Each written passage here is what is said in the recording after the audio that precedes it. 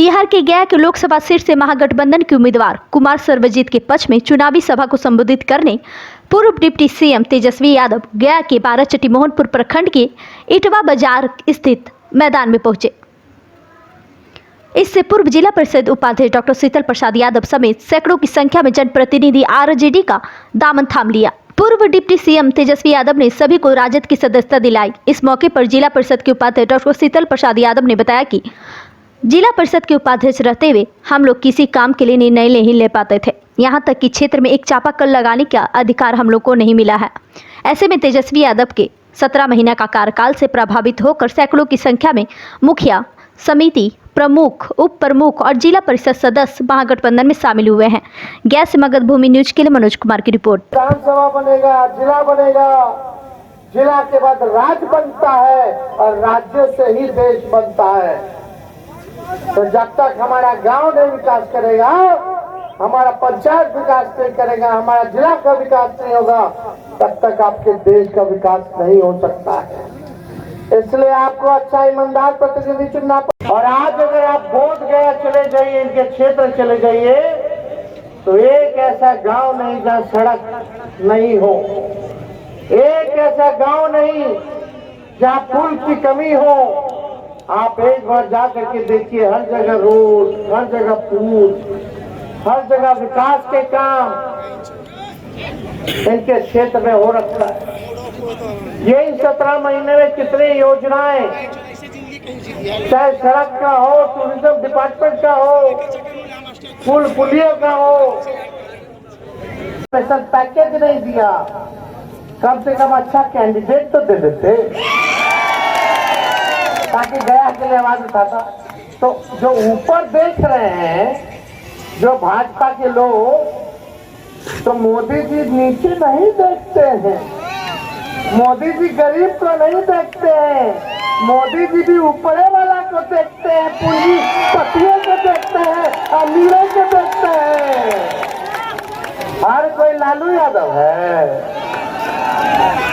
तो आप सब लोग जानिए, पहचानिए कि कौन झूठ बोल रहा। कुछ दिन पहले मोदी जी क्या बोलते थे नीतीश जी के बारे में कि डीएनए खराब है। मुख्यमंत्री जी को महिला पे वाला पे टिप्पणी हो गया था विधानसभा में। तो मध्य प्रदेश के चुनाव में मोदी जी बोलते थे मुख्यमंत्री जी कितना गिरिएगा, कितना गिरिएगा। और आज बड़े अच्छे होंगे, निमन होंगे भाई नीतीश जी। यही नीतीश जी क्या कहते थे, हम मर जाएंगे, मिट जाएंगे, लेकिन भाजपा में नहीं जाएंगे, मिट्टी में मिल जाएंगे, भाजपा में नहीं जाएंगे। पहले हमको कहते थे कि यही ना बागी देखेगा। नौजवान है, नौजवानों को रोजगार दे रहा है, अच्छा काम कर रहा है। और आज बोलती बंद है सब। तो खैर इस पे ज्यादा टिप्पा टिप्पणी नहीं करता। ये लोग बड़े लोग हैं भाई, एगो प्रधानमंत्री, एगो मुख्यमंत्री। लेकिन भाई हम यहाँ आए इसलिए कि आपकी आवाज को बुलंद करें, आपसे अपील करने आए कि लगातार एनडीए का 17 आज आप लोग सब लोग यहाँ आए हैं इतनी गर्मी में और चुनावी जनसभा चल रही है। ये चुनाव कोई होना चाहिए और हमारे नजर में सबसे बड़ा अगर मुद्दा है तो बेरोजगारी है, शिक्षा है, चिकित्सा है।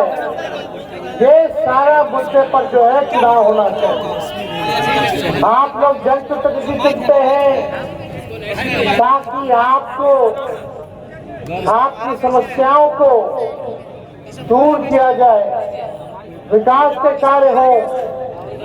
सदन में आपके क्षेत्र के लिए आवाज उठाए।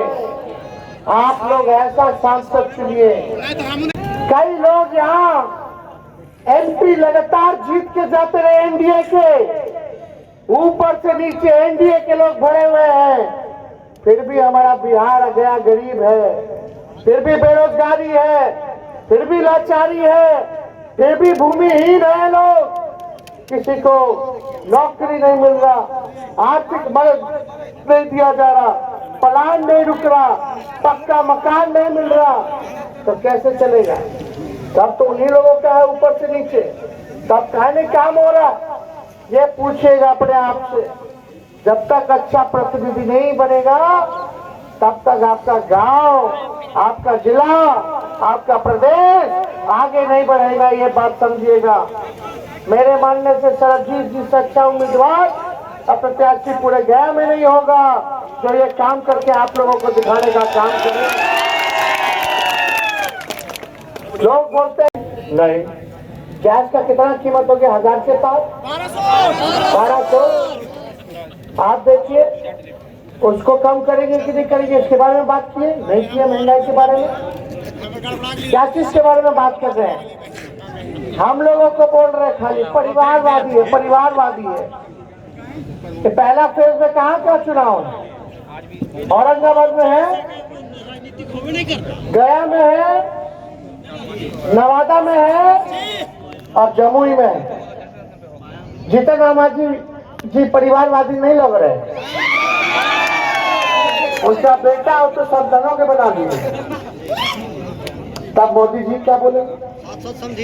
नवादा में चले जाइए तो सीपी ठाकुर जी के बेटा विवेक ठाकुर जी, औरंगाबाद चले जाइए तो सुशील कुमार के बेटे, आप सब लोगों को पता है कि नहीं? और जमुई में चले जाइए तो चिराग जी के जीजा जी। अरे वो सब नहीं माना, हमने बेकार जो नौकरी दिया 17 महीने में 5 लाख रुपए का, और जो आज तक किसी और के वोट पर राज किया वो अच्छा। हम लोग काम करने वाले लोग यही बात बोलते हैं। जब ये बतवा याद दिलाए मोदी जी को तो 2 बार से बिहार आ गए, भूल गए परिवारवाद का आरोप लगाना।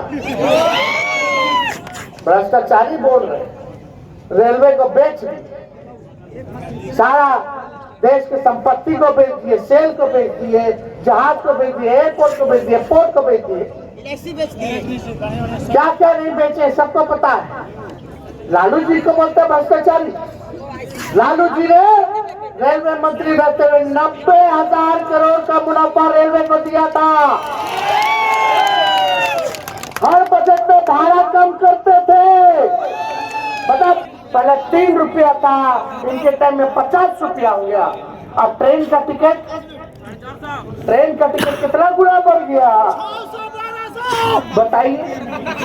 अब हर बजट का कम करते थे लोग, हर बजट में बढ़ा रहा पैसा। गरीब कैसे सफर करेगा? सफर करने वाला तो ट्रेन है ना, है गरीब का। बताइए, कूली लोग को परमानेंट कर दिया, देश भर के कूली लोग को लालू जी ने।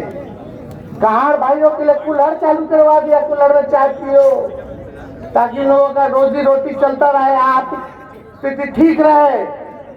बिहार को तीती कारखाना दिया लालू जी ने, और बात करते कि लालू जी ने क्या किया।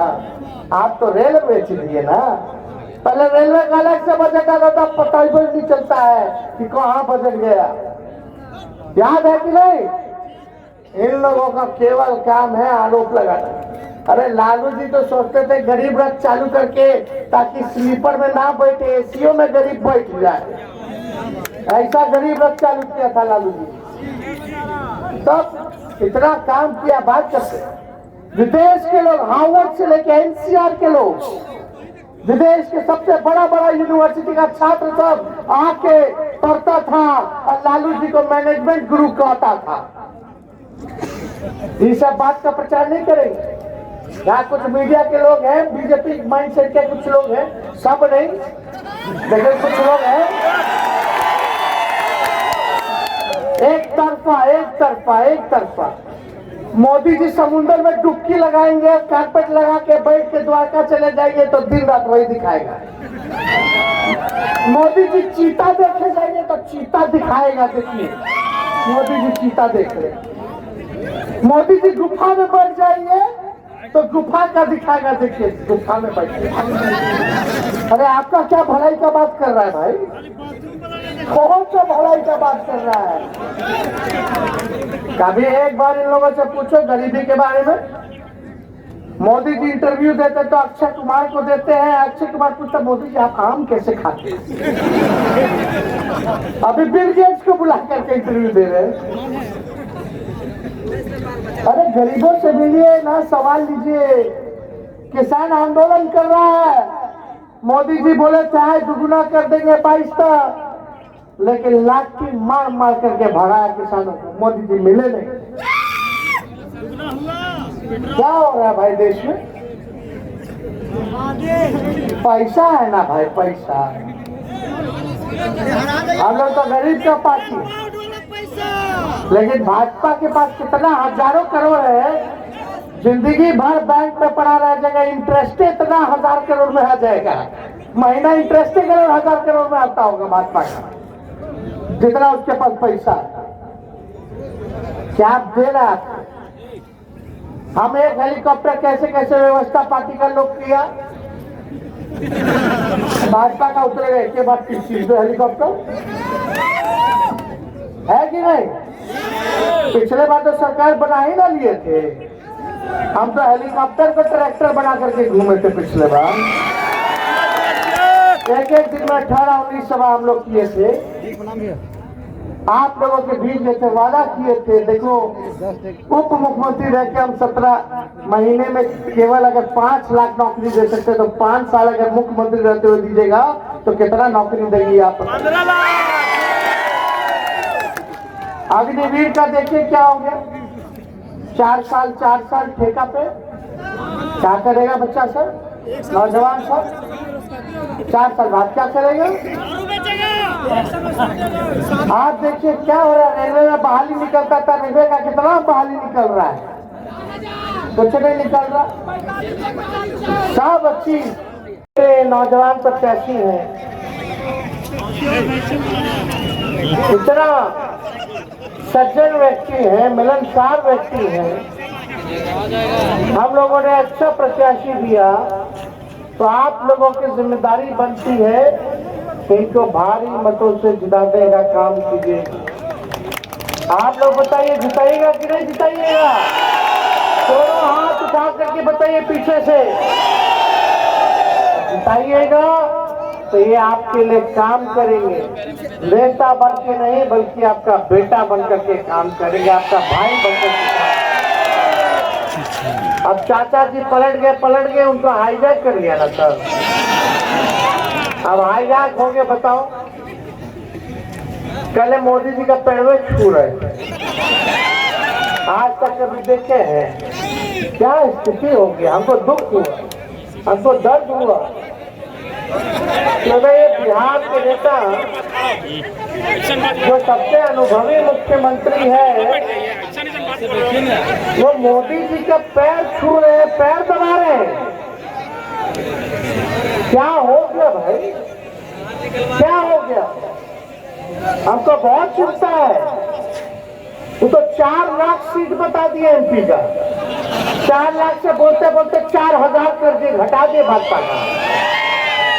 बताइए क्या स्थिति बनी हुई। तो मौके का लोगों ने फायदा उठाया, भाजपा के लोगों ने उनको हाईजैक कर लिया, क्योंकि देश भर से आवाज उठ रही थी कि तेजस्वी ने जो 17 महीने में किया 5 लाख लोगों को सरकारी नौकरी दे करके, वो देश में कहीं नहीं हुआ, किसी राज्य में नहीं हुआ, केंद्र सरकार में नहीं हुआ। इसलिए भाजपा का लोगों का टेंशन बढ़ा हुआ था। अगर ये ऐसे ही करता रहेगा तो 2 साल के भीतर 10 लाख लोगों को सरकारी नौकरी दे देगा। हम नौकरी दे रहे थे, वो लोग मेरा सरकार गिरा रहे थे। हम लोग आशा ममता का मानदेय को दुगुना कर दिया, 2500 कर दिया। तालमी मरकज विकास मित्र टोला सेवक के मानदेय को डबल कर दिया। हम लोग चाहते थे पेंशन की बढ़ा दिया जाए, इस काम में लगे। हम लोगों ने जाति आधारित गणना कराया, उसके तहत हम लोग योजना बना रहे थे।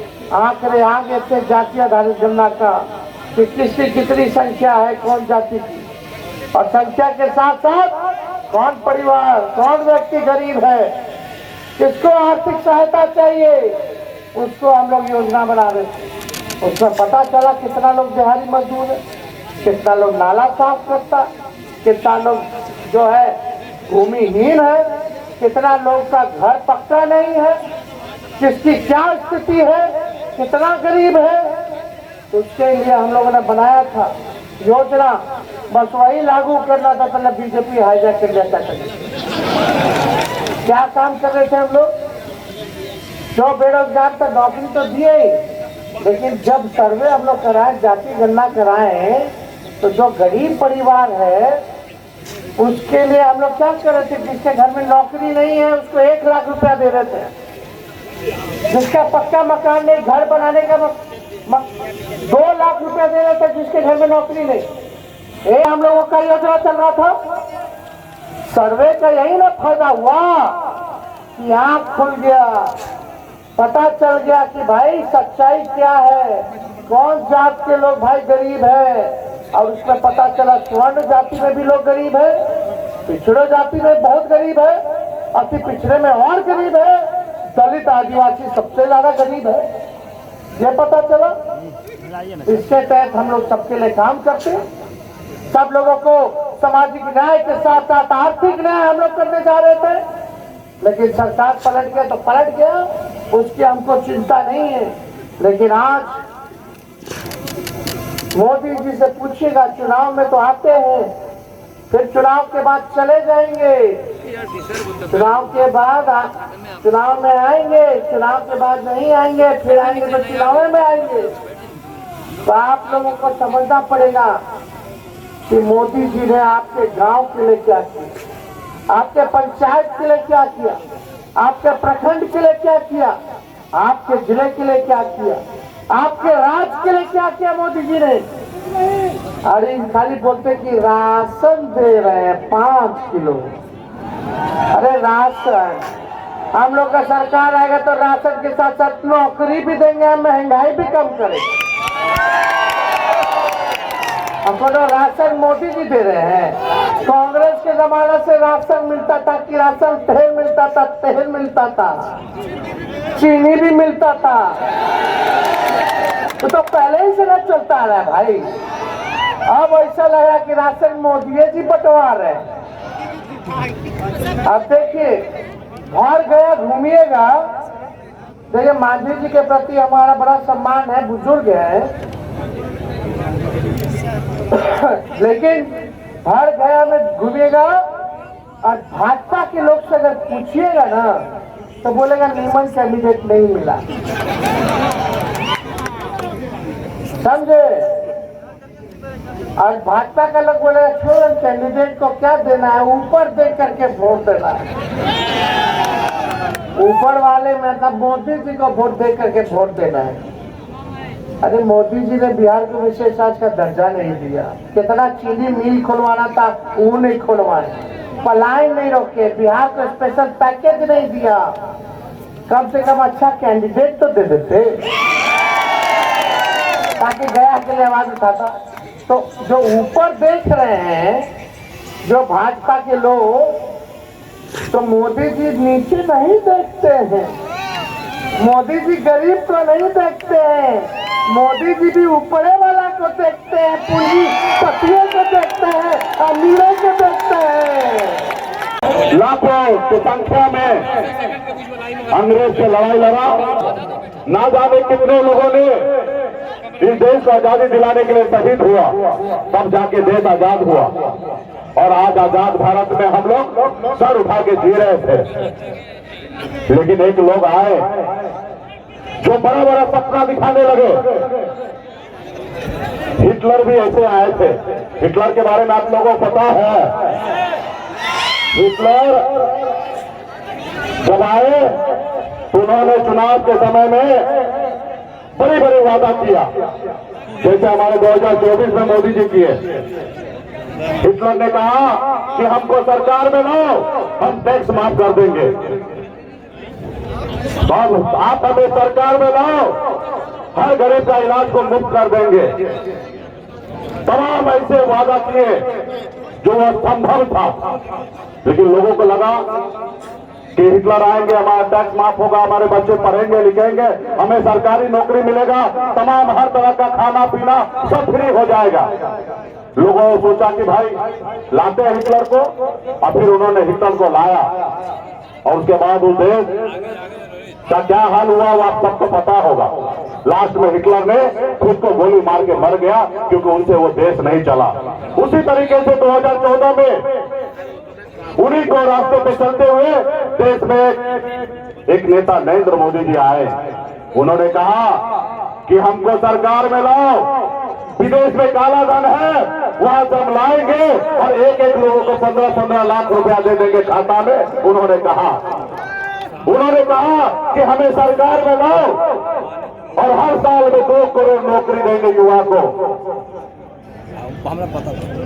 हम पाकिस्तान को कब्जा कर लेंगे, हम चीन को कब्जा कर लेंगे, हम हर समस्या को दूर कर देंगे, हम आपके अच्छे दिन ला देंगे। और हम लोग भी गुमराह हो गए। हम लोग सोचे भाई ठीक है, विदेश से काला धन आएगा और बैठे बैठे 15 लाख रुपया मिल जाएगा, तो तकलीफ किस बात का है? हर युवा को नौकरी मिलेगा। और हम लोग उसके झांसे में फंस गए। और जब झांसे में फंस गए तो 2014 में मोदी जी आ गए, और हम आज तक इंतजार कर रहे हैं, शायद हमारे अच्छे दिन आएंगे। और अच्छे दिन का क्या परिणाम है आप देखिए। आज वो संविधान बदलने की बात कर रहा है। आज हमें हिंदू मुसलमान को आपस में धर्म के नाम पे लड़ाया जा रहा है, हमें धर्म के ऊपर बांटा जा रहा है, भाई भाई से लड़ाया जा रहा है। आज हम लोगों को कहां ला के रख दिया है। आज हमको इतना मजबूर कर दिया है कि हमारे गांव में लोगों को खाने के लिए कुछ नहीं है। उनको 5 किलो चावल मिलता है 1 महीने में। लोगों को लगता है कि यही विकास है। तो इसलिए साथियों, हमारा देश जो है बहुत गलत आदमी के हाथों में चला गया है। इसके लिए लड़ाई लड़ना पड़ेगा, संघर्ष करना पड़ेगा, जैसे आपके पूर्वज ने देश को आजादी दिलाने। आज सबका अधिकार को हनन किया जा रहा है। आप बताइए, लोकतंत्र है? ये राजतंत्र के जैसे काम कर रहे हैं। 2 मुख्यमंत्री को जेल में डाल दिए। बताइए, लोकतंत्र है? इसलिए साथियों, आपको लोकतंत्र को जिंदा रखना पड़ेगा। बाबा साहब भीमराव अंबेडकर ने हमें एक संविधान बना के दिया, और उन्होंने कहा कि राजा रहेगा। लेकिन आज कौन लोग हैं वो अपने हिसाब से नहीं चलते हैं। उसको नागपुर में जो कहा जाता है, नागपुर में पॉलिसी जो बनता है, वो देश में लागू करने की बात करता है। इसलिए साथियों, सामाजिक न्याय को मजबूत कीजिए। आपने देखा बीच में भाजपा के साथ सरकार था नितिन जी का, जब नितिन जी माननीय तेजस्वी प्रसाद जी के साथ आए तो क्या फायदा मिला? 5 लाख से अधिक युवा को नौकरी मिला, क्योंकि लालू जी का विचारधारा का सरकार था।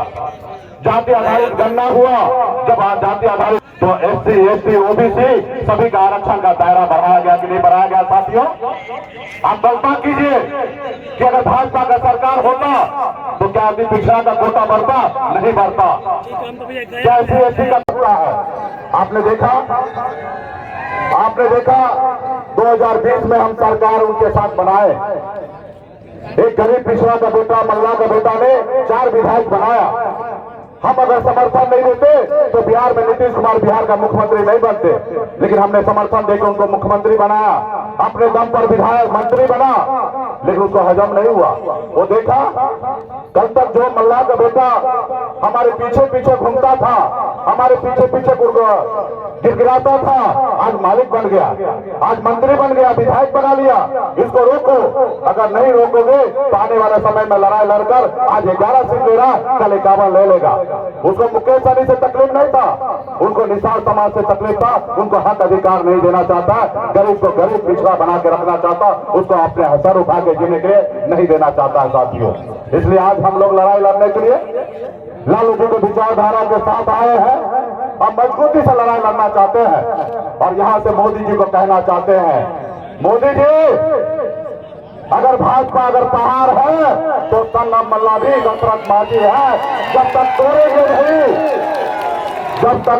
नहीं तब तक भाजपा को छोड़ेंगे नहीं साथियों, भाजपा को छोड़ेंगे नहीं। इनको सत्ता से बाहर करेंगे, सामाजिक न्याय आगे बढ़ेगा। हमारे राहुल गांधी जी का भी इरादा मजबूत है। उनका भी कहना है देश में जितनी जितनी संख्या होगा उसको उतनी हिस्सेदारी हम देंगे, और निश्चित तौर पे हम लोग उसी के लिए लड़ाई लड़ रहे हैं कि गरीब, पिछड़ा, दलित, ऐसे लोग, अल्पसंख्यक, तमाम ऐसे लोग जो है वो सर उठा के जिएगा साथियों, सर उठा के जिएगा। आज भाजपा का 17 साल से सरकार था, कहां नौकरी बांट रहा था? जब तेजस्वी जी आए, लाखों युवा को नौकरी दिए, तो भाजपा देखा कि गरीब का बेटा नौकरी पा रहा, सर उठा के जिएगा, और फिर भाजपा ने अरंगा डालकर नीतीश जी को पलटी मराकर और फिर से सरकार में कुंडली मारकर बैठ गया। आप बताइए, 3 महीना होने के लिए जा रहा सरकार में, आपने कितना नौकरी दिया? 3000 भी नौकरी दिया हो तो बताइए। वो सिर्फ परेशान करना चाहता है। इसलिए साथियों, पहले हमारे लोगों, हम लोग से ज्यादा काबिल हमारे लोग था। हमको याद है बचपन में हम जब छोटे थे, ये हमारा कभी नहीं होगा, उसको गांव से बाहर निकाल के रखा जाता था, गांव में टपने नहीं दिया जाता था। जैसे वो पहले 90 से पहले हमारे बाप दादा को अपने दरवाजा में बैठने के लिए नहीं दिया जाता था, उसी तरीके से जब हमारे लोगों को समझदारी आया कि भाजपा वाले को आने नहीं देता था। लेकिन बाद में हम लोग गुमराह हो गए, 15 लाख के चक्कर में गुमराह हो गए, 2 लाख युवा को नौकरी लेने के चक्कर में गुमराह हो गए। तो ये मान लीजिए साथियों, ना 15 लाख मिला, ना आपके भाई को नौकरी मिलेगा। इसलिए साथियों, इस सरकार को बदलने की जरूरत है। यहाँ पे आपके लोकप्रिय हमारे भाई कुमार साहब जी कृषि मंत्री बने थे, बहुत ही अच्छा काम कर रहे थे। जब भी हमें कोई भी पूछना होता था, कोई काम होता था, एक फोन कर देते थे, सबजीत भाई वो काम कर देते थे। इसलिए हमारे लोकप्रिय सबजीत भाई है, ये आपके प्रत्याशी है, और इसको मजबूती से जिताइए, और आपके क्षेत्र का एक एक काम वो करेंगे साथियों, हमारी सरकार बनेगा। और हम लोग 2024 तो लड़ ही रहे हैं, 2025 में हम अपने छोटे भाई तेजस्वी प्रसाद यादव जी के नेतृत्व में बिहार में सरकार बनाएंगे और मजबूती से सामाजिक न्याय को आगे बढ़ाने का काम करेंगे साथियों, काम करेंगे। हमारा लक्ष्य बड़ा है। आज हम लोग समाज की लड़ाई लड़ना चाहते हैं। आज मेरे बारे में आपको जानकारी होगा, मैं एक मामूली साधारण गरीब मछुआरा परिवार में जन्म लिया। जहाँ उस परिवार में जन्म लिया जहाँ एक रोज मछली ना मारा जाए तो दूसरे रोज घर पे चूल्हा नहीं जलेगा, ऐसे गरीब परिवार में जन्म लिया। और मैंने संघर्ष किया। 18 साल की उम्र में गांव छोड़कर बम्बई जैसे शहर चला गया, 900 का महीने पे नौकरी किया, संघर्ष किया, एक बेहतर जिंदगी जीने लगा। हजारों लोग हमारे अंदर में काम करते थे, और फिर मैंने आके बिहार में देखा कि हमारे लोग बहुत पीछे हैं। लोग चांद पे घर बनाने के लिए सोच रहा है, लेकिन आज भी हमारे लोगों के लिए इस धरती पर रहने के लिए घर नहीं है। और मैं सबसे बम्बई का ऐशो आराम जिंदगी को छोड़कर, बेहतर जिंदगी को छोड़कर अपने निशान समाज के हक अधिकार दिलाने के लिए बिहार में मजबूती से मैं काम कर रहा हूँ। आज मैं किसी के गोद में, बहुत लोग चाहता था मेरे गोद में आ जाए, बहुत लोग समझौता कर लेते हैं, एक टिकट में समझौता कर लेते हैं, लेकिन सन्नम मल्ला ने कहा जब तक निशान समाज को आरक्षण नहीं दीजिएगा तब तक आपसे कोई समझौता नहीं करेंगे, आप लोगों से कोई दोस्ती नहीं होगी। और मैंने संघर्ष का रास्ता चुना है। हम आज 42 साल में 24 साल से संघर्ष कर रहा हूँ, और मैं अपनी पूरी जिंदगी लगा दूंगा गरीब, पिछड़ा, दलित और संघ के समान हमारे पिछड़े भाई के लिए, कि उनके चेहरे पे मुस्कान आए। इसके लिए मैं संघर्ष करूंगा साथियों। इसलिए साथियों, आपके बीच में हम लोग संघर्ष करने के लिए आए हैं। हम बहुत खुश नसीब है, जैसे हमारे पूर्वज अंग्रेज से लड़ाई लड़े थे। शीतल जी, आज आपके शरण में आके लोग काफ़ी अपने को शीतल महसूस कर रहे हैं जी। क्या कहना चाहेंगे? शीतल हमेशा शीतल रहा है।